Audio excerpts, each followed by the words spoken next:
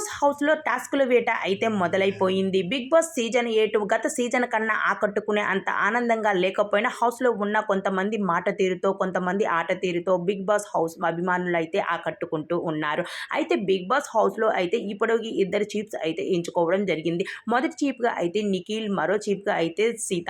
అయితే ఇద్దరిని ఎంచుకున్న తర్వాత బిగ్ బాస్ అయితే మీ క్లాన్‌ని ఎంచుకునే సమయం ఆసన్నమైపోయింది అని బిగ్ బాస్ ఎప్పుడు అన్నాడో మొదటగా అయితే విష్ణుప్రియ వచ్చి నేను సీతతో ఉంటాను అంటూ చెప్పుకొచ్చేసింది. అలానే సోనియా వచ్చి నేను నిఖిల్‌తో ఉంటాను అంటూ చెప్పుకొచ్చేసింది. పృథ్వీ వచ్చి నేను నిఖిల్‌తో ఉంటాను అని చెప్పుకొచ్చారు. దాని తర్వాత యష్మి వచ్చి నేను సీతతో ఉంటాను అని చెప్పుకొచ్చింది. తర్వాత నాబిల్ వచ్చి నేను కూడా సీతతో ఉంటానని చెప్పుకొచ్చారు.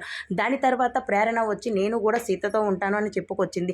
అందరూ ఒకరి తర్వాత ఒకరు తమ క్లాన్‌ని ఎంచుకున్నాక బిగ్ బాస్ అయితే ఇప్పుడు మరో టాస్క్ ఇచ్చేయడం జరిగింది.